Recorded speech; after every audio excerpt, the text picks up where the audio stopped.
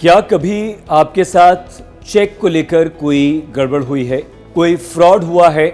आपने चेक किसी के नाम पर काटा हो और वो गलत अकाउंट में पहुंच गया हो, या आपके चेक का किसी ने मिसयूज किया है या उसका दुरुपयोग किया है? कभी अगर ऐसा आपके साथ हुआ है तो अब वो आगे नहीं होगा। 1 जनवरी 2021 से, यानी कि नए साल के पहले दिन से, अब आप चेक को लेकर अगर किसी को इशू करते हैं तो बिल्कुल निश्चिंत हो जाइए, क्योंकि वो आपका चेक बिल्कुल सुरक्षित होगा। जिसके खाते में आप डालना चाहते हैं, जिसे आप पेमेंट करना चाहते हैं, उसी को पेमेंट मिलेगा, उसी के खाते में आपका चेक जाएगा। आपकी मर्जी के बिना वो चेक किसी और के अकाउंट में नहीं जा सकता।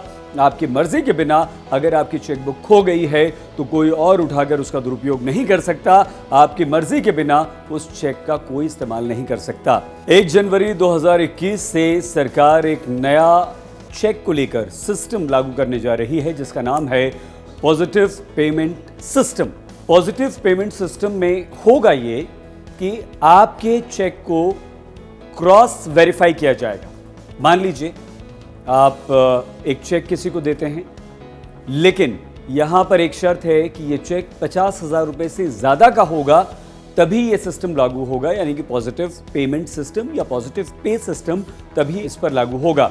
50,000 से कम पर यह सिस्टम लागू नहीं होगा। अगर आप 50,000 रुपए का चेक किसी को भी इशू करते हैं, किसी के नाम पर भी चेक काटते हैं, तो अब इस नए सिस्टम के तहत अब बैंक की यह जिम्मेदारी है कि उसे वेरीफाई करे, आपसे दोबारा पूरी जांच पड़ताल करे। होगा ये कि अगर आप 50,000 रुपए से ज़्यादा का चेक किसी के भी नाम पर काटते हैं तो आपको SMS के ज़रिए, आपको ईमेल के ज़रिए, या जो भी सिस्टम आप बैंक में रजिस्टर करवाएंगे उसके ज़रिए, मान लीजिए SMS के ज़रिए, बैंक आपको SMS करेगा। बैंक आपसे पूछेगा कि क्या आपने इतने अमाउंट का चेक किसी को जारी किया है। तो आप अपने वो सारे डिटेल्स, चेक नंबर, चेक पर आपका नाम क्या है, जिसके नाम आपने चेक काटा है उसका नाम क्या है, दोनों की स्पेलिंग मैच करनी चाहिए।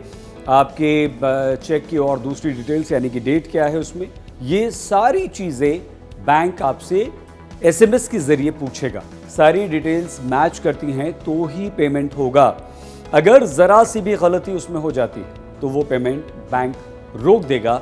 बहुत अच्छा है, क्योंकि कई तरह के फ्रॉड्स इसमें होते हैं, जो फ्रॉड अब चेक को लेकर नहीं होंगे। National payment corporation of India NPCI cheque truncation system CTS में पॉजिटिव पे सुविधा विकसित करेगा। बैंक्स को ये उपलब्ध करवा दिया जाएगा और फिर ये लागू हो जाएगा। इस सिस्टम में जारी किए गए चेक को एक जगह से दूसरी जगह घूमना नहीं पड़ता, बल्कि इलेक्ट्रॉनिकली इसकी जांच होती है।